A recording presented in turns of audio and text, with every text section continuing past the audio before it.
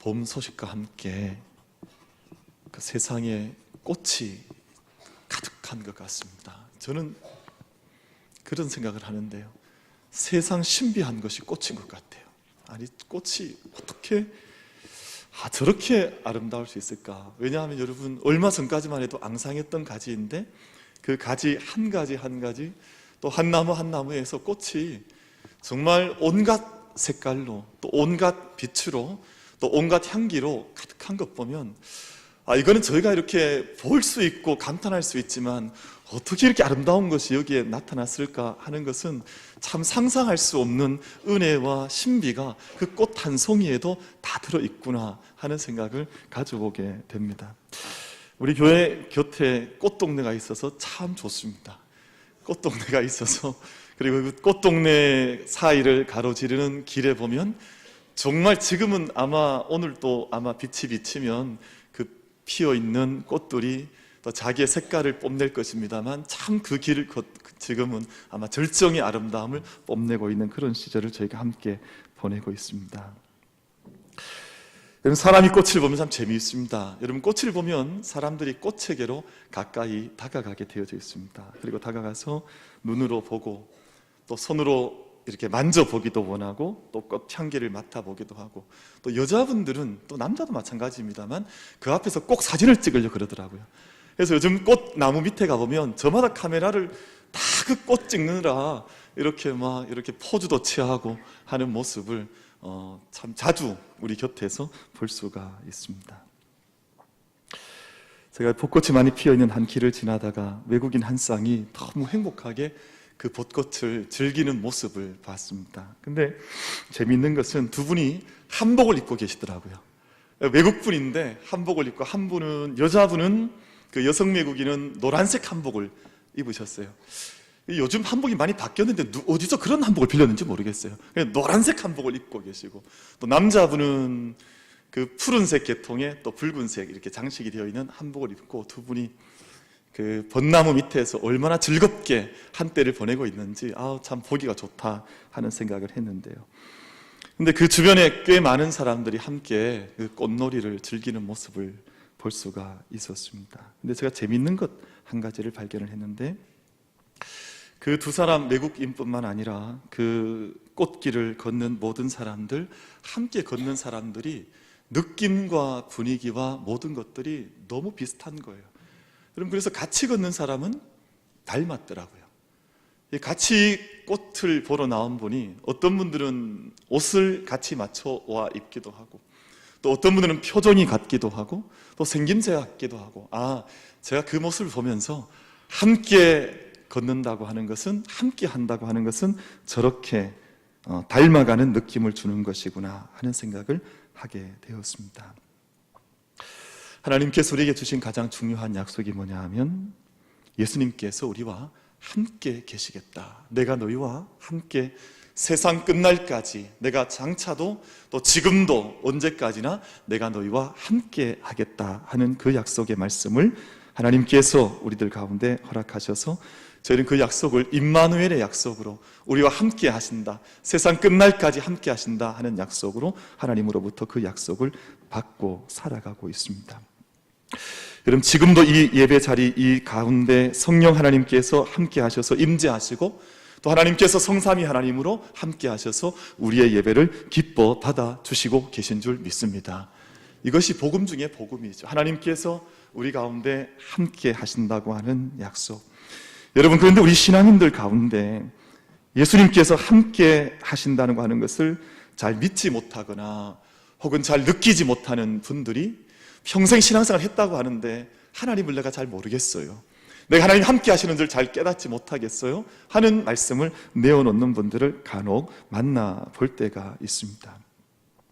그러니까 어떤 일들이 일어나냐 하면, 예수님이 계시지 않은 것처럼 생각을 하고, 예수님이 내 안에 계시지 않은 것처럼 말을 하고, 또 때로는 예수님이 우리와 함께 계시지 않는다 생각하기 때문에 이런저런 죄를 지을 때에도 아무런 문제 없이 죄를 지으면서 살아가는 그런 모습을 우리 주변에서, 우리 믿음에 함께 동행하는 여정 가운데서 그렇게 만나보게, 경험하게 될 때가 있습니다. 어떤 청년이 한 목사님을 찾아와서 고민을 이제 털어놓게 되었습니다. 목사님, 제 친구가 20년 가까이 교회를 다니는데 자꾸 하나님이 잘 믿어지지 않는다고, 하나님을 잘 모르겠다고 이야기를 하니 목사님께서 좀 그 친구에게 도움이 될 만한 좀 좋은 책을 한 권 소개해 주시면 그 친구한테 그 책을 사서 읽어보게 하고 싶습니다 라고 이렇게 자기 고민을 토로를 하는 겁니다. 그 목사님이 그 말을 듣고 곰곰이 생각을 하시다가 그렇게 말씀을 하셨답니다. 그 친구가 20년 동안 하나님이 믿어지지 않는데 20년 동안 교회 다닌 것은 그게 바로 기적이다. 아니, 20년이 믿어지지 않는데 어떻게 20년 동안 자기 힘으로 교회를 다녔겠느냐. 그러니까 20년 하나님 앞에 교회 찾아 나온 것 자체가 기적이니까 그 친구한테 조금만 더 하나님 기다려보라 그래라. 그럼 반드시 하나님이 함께 계시다고 하는 것이 믿어질 때가 올 거다. 여러분, 그렇지 않습니까? 20년 동안 어떻게 믿어지지 않으면서 하나님 앞에 나올 수 있겠습니까? 우리가 이 자리에 오늘 여러분 나오셔서 예배하시는 것, 내가 오늘 아침에 여러분 어떤 마음, 어떤 감동, 어떤 느낌으로 주의 전 앞에 나왔는지 모르지만 우리의 감동과 우리의 느낌과 관계없이 우리가 이 자리에 나와 하나님께 예배하는 것 자체가 기적이요 하나님의 은혜인 줄로 믿습니다. 여러분, 요한복음 6장 44절 말씀을 보면 나를 보내신 아버지께서 이끌지 아니하시면 아무도 내게 올 수 없다. 예수님에게 나올 수 있는 것, 예수님에게 이끌림을 받는 것은 아버지께서 허락하지 않으시면, 아버지께서 이끌어주지 않으시면 아무도 그렇게 주님 앞에 나올 수 없으니 여러분, 오늘 또 주님 앞에 나와 예배하는 이 순간 하나님의 손길로 인하여, 하나님의 계획으로 인하여 하나님의 은총과 사랑 가운데 기적같이 나와 예배하고 있는 우리인 것을 믿음으로 고백할 수 있는 우리 모두가 다 될 수 있게 되기를 주님의 이름으로 축복합니다. 여러분, 우리가 주님과 함께 동행할 때 우리 가운데 일어나는 몇 가지 표징들, 증상들이 있습니다. 여러분, 우리가 감기만 걸려도 증상들, 그 심텀이라 그러죠. 심텀. 우리 안에 일어나는 여러 가지 증상들, 어떤 표징들이 있는데요. 예수님께서 우리 안에 계실 때 일어나는 가장 중요한 변화와 증상 가운데 첫 번째가 예수님을 주라고 고백하고 하나님을 아버지라고 우리가 고백할 수 있게 되는 것입니다. 고린도전서 12장 3절 말씀을 보면 성령으로 아니하고는 누구든지 예수를 주시라 할 수 없느니라.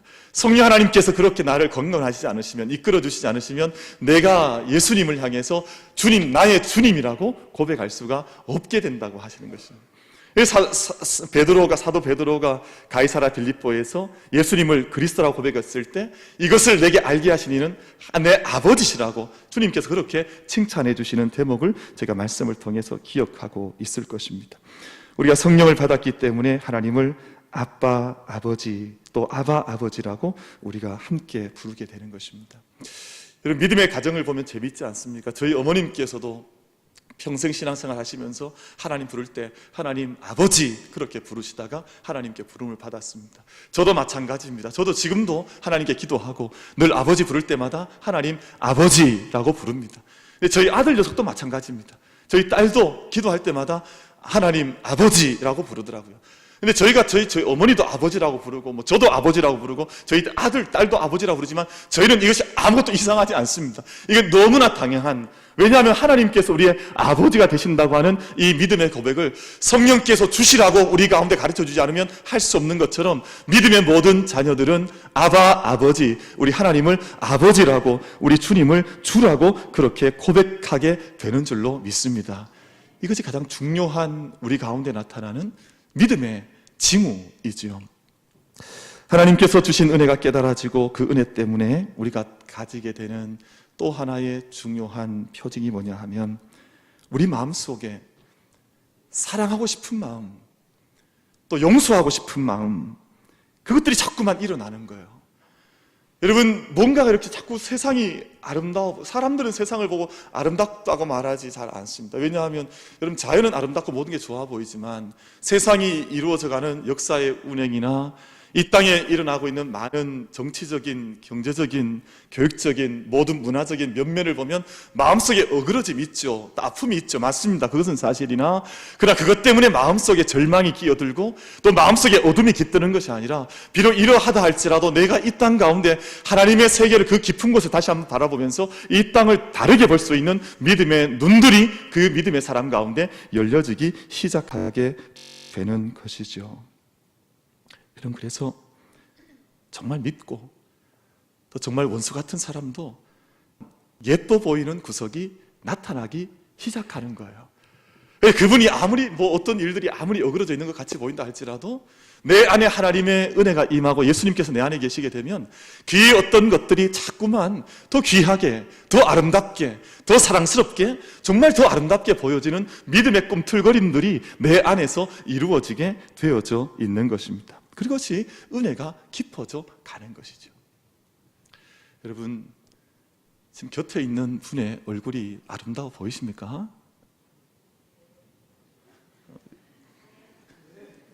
어떤 분들은 옆에 분 쳐다보기 싫은가 봐요. 그게 아니라 저희가 정말 내 안에 예수님께서 계시면, 내 안에 예수님께서 임재해 계시면 자꾸만 모든 것들이 더 귀해져 보이는 거예요. 여러분, 그런 분들이 그러니까 사실은 정치도 하셔야 되고, 그러니까 이 나라를 바라보며 이 나라에 대한 마음의 깊은 마음을 품고 어떤 공적 자리에서 나아가서 일하는 모든 분들 마음속에 예수님의 역사하심 속에서 모든 것들을 더 아름답게 만들어 나가고자 하는 그 믿음의 걸음을 그렇게 걸어가야 하는, 그것이 우리가 소망하는 바요, 또 기도하는 바요, 하나님께서 우리들 가운데 주신 믿음의 걸음이 되는 것입니다. 저는 그 노래 옛날에 좋아했는데요. 사람이 꽃보다 아름다워. 지금 꽃도 아름답지만 세상이 온 천지가 다 아름답잖아요. 여러분, 그러나 우리 한 사람 한 사람이 믿음으로 바라보면 그 꽃이 정말 신비롭고, 저는 늘 정말 감탄해요. 꽃 보면 야, 어떻게 이게 이럴까. 여러분, 그러나 정말 사람이 그 영혼이 꽃과 비교할 수 없는 아름다움을 가진 존재인 것을 늘 깨닫고 함께 고백할 수 있는 우리 모두가 다 될 수 있게 되기를 주님의 이름으로 축복합니다. 정말 우리가 귀한 믿음의 눈을 보면, 믿음의 눈으로 보면 그렇게 모든 것들이 새롭게 다가오기를 시작합니다. 그리고 예수님 우리와 동행을 하고 성령님께서 내 안에 오시면 우리 마음속에 하나님을 기쁘시게 해드리고자 하는 소원을 품게 됩니다. 여러분, 저도 제 짧은 인생길을 돌아보면 어릴 때 철 모를 때는 그런 느낌이 별로 없었다가 어느 한때부터는 내가 우리 부모님을 좀 기쁘게 해드려야지, 이 마음이 들더라고요. 우리 부모님이, 어머니, 아버지가 뭘 하면 가장 기뻐하실까? 요즘도 제가 때때로 부딪혀오는 감동 중에 한 가지가, 나중에 천국 갔을 때 저희 어머니 앞에서 제가 부끄러운 인생 살지 말아야지, 그 마음이 들거든요. 이 마음속에 어머니에 대한 소망이 있는 것처럼 우리가 주님을 내 마음속에 품고 모시고 살게 되면 주님을 어떻게 하면 기쁘게 해드릴 수 있을까, 어떻게 주님 기뻐하시는 일들을 내가 더 할 수 있을까 하는 소망, 소원을 내 마음속에 품게 되어져 있습니다. 그래서 이 마음이 원래는 우리 마음이 아니었어요. 그런데 하나님께서 하나님을 섬기는 하나님의 자녀들 가운데 이 마음을 부어주셔서 하나님께 영광을 위해서, 주님의 기쁨을 위해서 내가 어떻게 살아갈 수 있을까 하는 그 마음의 소망을, 소원을 품게 하셔서 우리 믿음의 사람들 마음속에는 때때로 마음문을 열어오면 그 마음속에 하나님 기뻐하시는 일을 하지 않으면 불안하고 염려가 오고 막 어둠 속에 어둠이 깃들고, 그러나 내 마음속에 하나님을 정말 온전히 믿게 되면 그 마음속에 내가 하나님을 더 기쁘게 해드리고 싶은, 내가 이 물질을 통해서도, 내 삶의 헌신을 통해서도, 내 삶의 열정을 다 바쳐서라도 하나님을 기쁘시게 해드리고 싶어하는 그런 소망의 마음을 내 마음속에 품게 되어져 있는 것입니다. 여러분, 이런 표정들이 저희들 안에 몇 가지가 나타나게 되어져 있고, 그리고 조금 더 나아가서 저희가 말씀 묵상하고 싶은 것은 그리스도와 함께, 예수님과 함께 내가 살고 걷는다고 하는 것은 어떤 정말 영적인 의미를 가지는 것인가 하는 것을 다시 한번 세 가지를 말씀을 나누려고 합니다. 첫 번째는, 내가 그리스도와 함께 한다는 것은 예수님과 함께 내가 십자가에 못 박혔다라고 하는 것을 의미를 합니다. 여러분, 예수님께서 나의 죄를 대신해서 십자가를 짊어지시고 십자가에 달려 죽으셨다. 저희가 이제 여러분 좌우에 보시는 것처럼 이제 십자가 모형의 가시나무로 십자가를 만들고, 특별히 저희가 사순절을 기간을 함께 묵상하고 지나가고 있습니다만, 이 기간 동안 저희가 이것을 더 깊게 묵상하는 거죠. 예수님께서 나의 죄를 대신해서 십자가를 짊어지시고 십자가에서 달려 돌아가셨다 하는 것을 저희가 이제 알고 있습니다. 근데 하나님께서는 죄인된 우리를 구원하시려고 예수님을 십자가에 내어주셨는데, 여러분, 그 십자가에서 죽으신 그리스도를 믿을 때 우리에게 어떤 사건이 일어나냐 하면, 그리스도께서 죄에 대해서 죽으시고 십자가에서 희생하심과 같이 우리 역시 우리의 모든 죄에 대한 우리의 모든 모습도 죄에 대하여 죽은 자로 십자가 앞에 함께 메어 달리게 된다고 하는 것입니다. 베드로전서 2장 24절 말씀을 보면, 친히 나무에 달려 그 몸으로 우리 죄를 담당하셨으니 이는 우리로 죄에 대하여 죽고 의에 대하여 살게 하려 하심이라. 그러니까 우리가 주님께서 십자가에 달리실 때 우리 역시 그 십자가에 함께 달려서 우리 역시 옛 자아도 죽고 죄에 대한 모든 소욕도, 죄에 대한 우리의 모습도 주님 앞에서 함께, 주와 함께 죽어졌다고 하는 것을 말씀하는 것이죠. 로마서 6장 11절 말씀을 보면 이와 같이 너희도 너희 자신을 죄에 대하여는 죽은 자요 그리스도 예수 안에서 하나님께 대하여는 살아있는 자로 여길지어다. 그러니까 우리에게 이 말씀이 어떤 의미냐 하면, 예수님과 함께한다, 그리스도와 함께라고 하는 이 말씀의 첫 번째 정확한 영적인 뜻은 그리스도와 함께 나의 옛사람, 나의 옛자, 죄에 대한 나의 생명도 그리스도와 함께 십자가에서 죽어졌다고 하는 것을 말씀을 하는 것이죠. 그래서 오늘 본문 말씀에서 갈라디아서 2장 20절 말씀에서 사도 바울 역시 내가 예수 그리스도와 함께 십자가에 못 박혔나니 그런즉 이제는 내가 사는 것이 아니다 라고 고백을 하고 있습니다. 이 말을 제가 좀 짧게 정리해보면, 우리가 이미, 여러분 장례식을 영어로 표현하면 퓨너럴이라 그러잖아요. 우리가 다 함께 이미 장례식을 치른 사람이다. 우리가 언젠가 우리 개인의 개인적인 육체적인 장례식을 치를 날도 있겠습니다만, 영적으로 보면 이미 우리는 장례식을 치른 사람이다 라는 뜻입니다. 제가 고령에 있는 한 유적지에 가봤더니 한 모형 고분 안에 들어가 보니까 관을 만들어 놨더라고요. 그리고 사람들에게 그 관에 들어가서 누워볼 수 있는 체험을 직접 이렇게 해보라고 그런 어떤 장을 마련한 것을 볼 수가 있었습니다. 근데 사람들이 그런 말을 해요. 그 관 속에 가서 누워보니까, 내가 그 관 속에 직접 한번 자리를 잡고 누워보니까 내 마음이 다 달라지더라는 거예요. 내 삶의 태도도 달라지고, 또 내가 그 안에 누워보니까 새로운 마음을 가지게 되고, 내 관 짜져 있는데 거기 들어가서 누워보니까 내가 예전에 내가 살아왔던 모든 것들을 한번 새롭게 정리해 볼 수 있는 그런 기회가 나에게 되더라. 그 체험을 하는 사람들이 동일하게 고백하는 고백의 내용입니다. 근데 사랑하는 성도 여러분, 우리는 체험한 것이 아닙니다. 우린 관에 한번 누워보고 일어나서 마음이 새로워졌네, 내가 새로운 체험을 한번 했네 라고 고백하는 사람들이 아니라, 실제로 그리스도 안에 있는 사람들은 자기의 정과 욕심을, 옛 자아를, 옛 사람을, 나의 모든 죄에 대한 소욕을 십자가에 못 박고 이미 나는 장례 치른 사람으로 주님 앞에서 주와 함께 죽어진 사람인 것을 우리 한 번 체험이 아니라, 우린 옛 자아는 죽은 사람들로 살아가는 믿음의 사람들인 것을 믿음 안에서 고백할 수 있는 우리 모두가 다 될 수 있게 되기를 주님의 이름으로 축복합니다. 그래서 내가 예수 그리스도와 함께 십자가에 못 박혔나니, 내가 한번 체험했나니라고 말하는 것이 아니라, 내가 예수 그리스도와 함께 십자가에 못 박혔다. 나는 나의 모든 옛 자아를 나는 십자가에 달리신 예수님과 함께 이미 죽어졌다라고 그렇게 사도 바울은 고백하면서 믿음의 사람들의 영적인 현실을 그렇게 말씀을 하고 있는 것입니다. 여러분, 그럼 죄에 대하여 죽은 우리들에게 한번 여쭤보겠습니다. 여러분, 우리가 죄를 짓고 사는 것이 어렵겠습니까? 죄를 짓지 않고 사는 것이 더 어렵겠습니까? 여러분, 우리가 죄에 대하여 죽은 사람들이라면서요. 우린 죄에 대하여는 죽고 의에 대하여는 사는 사람이라면서요. 그럼 한번 여쭤보겠습니다. 그러면 죄를 짓는 것이 어렵겠습니까? 죄를 짓지 않는 것이 더 어렵겠습니까? 당연히 죄를 짓지 않는 것이 더 어렵습니다. 왜냐하면 이미 죄에 대하여 죽은 사람들이 어떻게 죄가 우리를 끌 때 죄에 대해서 응답을 할 수 있게, 이미 죄에 대하여 죽은 사람들인데, 이미 옛 자아는 십자가에 못 박은 사람들인데, 정과 욕심을 십자가에 못 박은 사람들이 죄가 우리를 찌른다고 해서 어떻게 그 죄에 대해서 우리가 반응을 할 수 있는 사람이 되는 것이겠습니까? 여러분, 그래서 우리 사도 바울이 하는 위대한 고백 가운데 한 고백을 보면 십자가의 도가 멸망하는 자들에게는 미련한 것이요 그러나 구원을 받는 우리에게는 하나님의 능력이다. 모든 죄에 대한 것들로부터, 세상의 것들로부터 이길 수 있는 능력이 되기 때문에 십자가의 도가 우리에게는 하나님의 능력이요 죄와 사망의 권세를 이기는 능력이 된다고 하는 이 말씀을 우리가 기쁨으로 붙들고 고백하면서 주와 함께 죽음의 자리에 나아갈 수 있는 우리 모두가 다 될 수 있게 되기를 주님의 이름으로 축복합니다. 여러분, 그래서 우리는 성지순례를 가보지만 어떤 분은 성지순례 갔을 때 가장 감동 있게 가려가는 곳이 그 예수님께서 십자가에 달리셨다고 하는 그 언덕이라 그러잖아요. 사람들이 묻는다죠. 당신이 언제 이렇게 우리보다 일찍 여기 왔냐?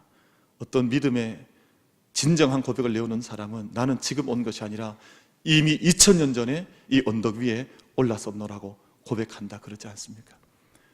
여러분, 오늘 예배하는 저희들이 그저 오늘 이 자리에서 예배하는 것이 아니라 2000년 전 예수님께서 십자가에 달리셨던 그 갈보리 언덕 위에 이미 나 역시 나의 모든 정과 욕심도 옛자도 그 자리에서 죽어졌다고 하는 것을 믿음으로 온전하게 고백할 수 있는 우리 모두가 다 될 수 있게 되기를 주님의 이름으로 축복합니다. 이제 그리스도와 함께 한다고 하는 두 번째 의미는 예수 그리스도와 함께 죽어진 우리들이 그 죽은 채로 있는 것이 아니라 하나님께서 그리스도와 함께 다시 살리셔서 그리스도와 함께 살게 하는 그 자리에 섰다고 하는 것을 의미하는 것입니다.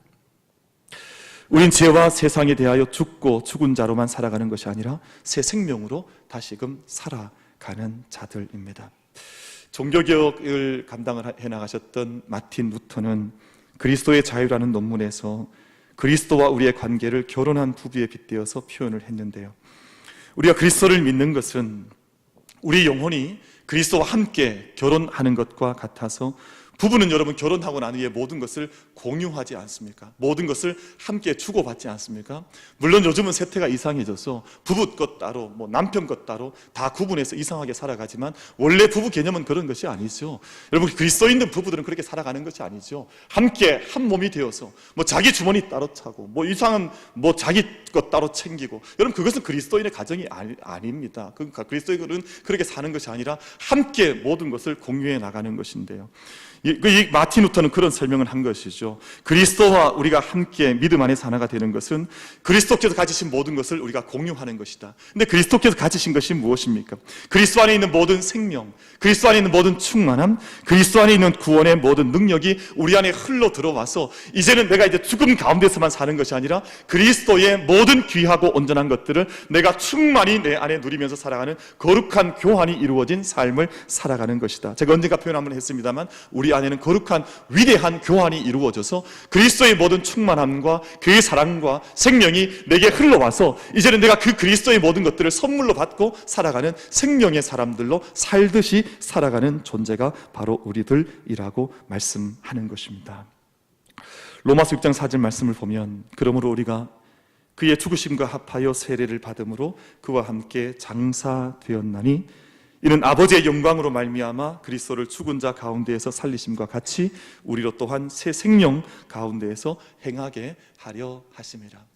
여러분, 주님께서 우리를 십자가에 함께 못 박도록 말씀하시고 영적인 현실을 말씀하신 것은 우리에게 언제나 십자가에 그냥 못 박혀 있는 채로 죽은 자로 살라고 하라고 그렇게 우리를 십자가에 못 박으신 것이 아니라 그리스도의 부활의 생명과 함께 산자처럼 살도록 하기 위해서, 영원한 생명과 축복과 충만함 속에 살도록 하기 위해서 우리를 그 자리에 부르셨다고 하는 것을 로마서 모든 말씀을 통해서 우리 가운데 말씀을 들려주고 계시는 것이죠.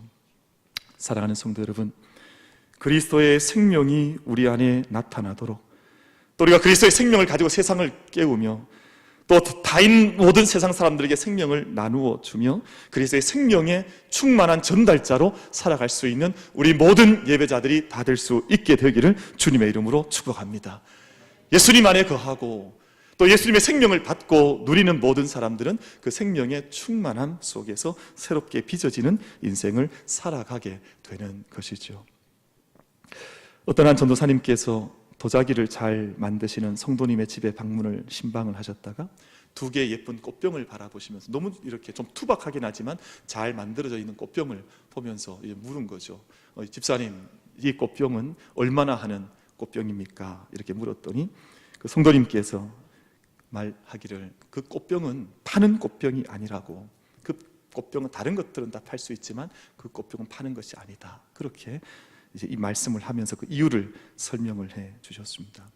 저는 몇 년까지만 해도 늘 술독에 빠져서 사실은 알코올 중독자가 되다시피, 그리고 알코올 중독이 오는 분들 또 한 가지 증세가 노름을 많이 하는데, 나는 그렇게 알코올 중독과 노름에 빠져서 살아가던 인생이었습니다.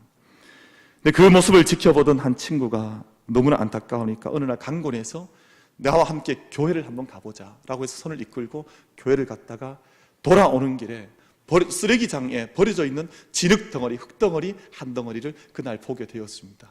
그 흙덩어리를 이제 집으로 가지고 와서 그날 밤에 자기 마음을 다시 한번 다잡으면서 그 흙을 가지고 빚었던 그 화분이 바로 저 화분, 두 화분입니다.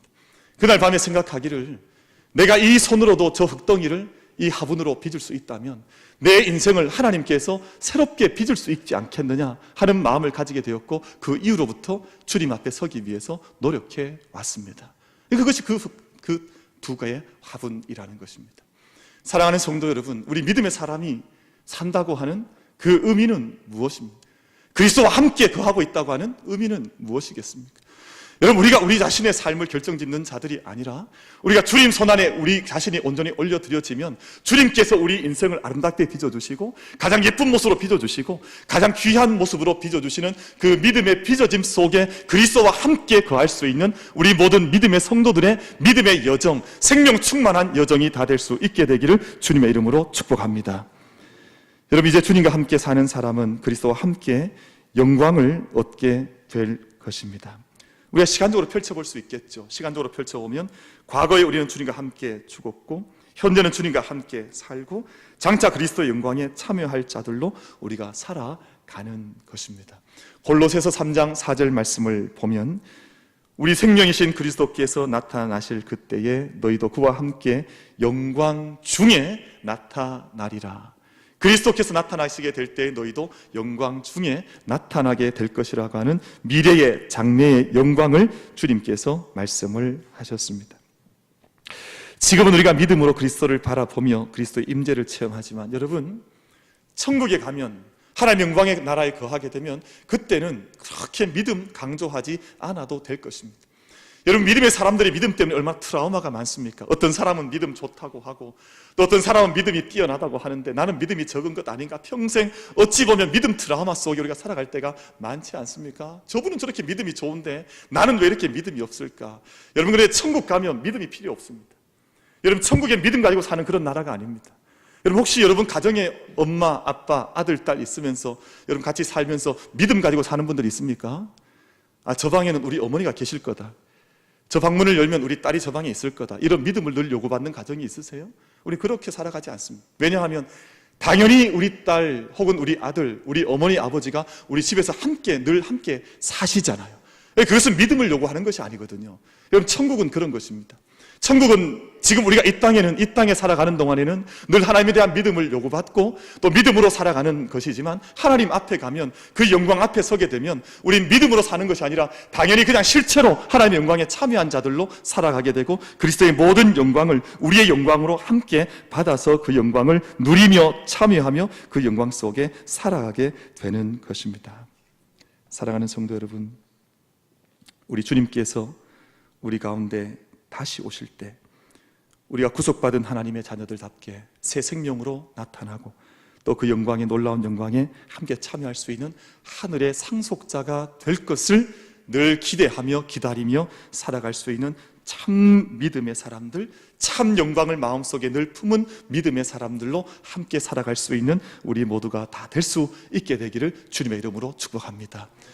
여러분, 옛날에 우리나라 우리 참 어려울 때 처음 이제 문화가 서구 문명이 이제 서로 왕래할 때 미국을 다녀왔던 사람들, 아메리카를 다녀온 것이죠. 아메리카를 다녀왔던 사람들, 아마 일본도 못 살았으니까 거기에 다녀왔던 사람들은 그 땅은 풍요한 땅이라 해서 그 땅을 쌀미자를 써서 미국이라고 그렇게 표현을 했습니다. 근데 우리나라에서 처음 미국을 갔다 왔던 분들은 그 나라가 너무너무 아름다운 나라 같으니까 아름다운 미자를 써서 아메리카를 그렇게 표현을 했습니다. 그런데 여러분, 요한계시록이나 성경에 나타나는 모든 믿음에 밝았던 예언가들은, 예언에 충만한 은사를 받았던 사람들은 하나님의 나라의 영광을 다 표현할 길이 없으니까 그 땅을 수정 같은 나라, 또 모든 보소 보화가 가득한 나라, 1년 12달이 모든 과실과 모든 강물과 생명이 충만한 나라, 그 땅의 충만함을 요한계시록에서 그렇게 표현을 해 나갔습니다. 여러분, 우리가 이미 하나님 앞에 받은 그 은총과 영광 속에 그 나라를 바라본 하나님의 말씀을 우리가 함께 받은 자들로 그 영광의 나라를 마음 가운데 잃어버리지 말고, 오늘 우리가 살아가는 한순간 한 발걸음 모든 삶의 여정이 그 하나님의 영광을 미리 앞당겨서 살아가듯이 영적으로 충만한 영광의 길을 걸어갈 수 있는 우리 모든 예배자들이 다 될 수 있게 되기를 주님의 이름으로 축복합니다. 여러분, 나무를 잘라보면 나이테가 나오죠. 나무가 살아있을 때는 이 나무가 얼마나 나이를 많이 먹었는지 알 수가 없지만, 나무의 단면을 잘라보고 나면 그 나무가 어떤 세월을 살아왔는지 적나라하게 드러나게 되어져 있습니다. 여러분, 신기하죠? 나이테를 보면서 그때 그의 어떤 일이 있었는지, 이 나무에 어떤 그 해가 어떤 더위가 왔는지, 어떤 추위가 왔는지, 이 나무에 어떤 충격이 있었는지 나이테를 바라보면 모든 것들이 다 드러난다고 하지 않습니까? 여러분, 우리에게도 믿음의 나이테가 있다면, 아마 우리의 삶의 단면이 나타나게 된다면, 우리가 주님과 함께, 그리스도와 함께 어떤 걸음을 걸어왔는지 영적인 나이테가 주님 앞에서는 적나라하게 다 드러나게 될 것입니다. 우리 주님과 함께 걸었던 시간이 우리의 영적인 나이테와 같고, 또 그리스도와 함께 했던 모든 것이 우리 삶의 결이 되어져 있습니다. 인도 속담에 호랑이 줄무늬는 바깥에 있고 인간의 줄무늬는 안에 있다고 하는 속담이 있다고 합니다.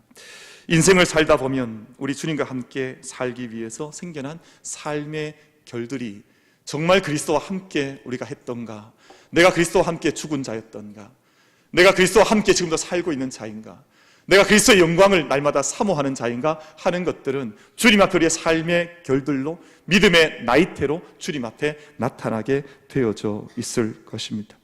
사도 바울은 갈라디아서 6장 17절 말씀에서 그것을 예수님의 흔적이라고 말하고 있습니다. 내가 내 몸에 예수의 흔적을 가졌노라.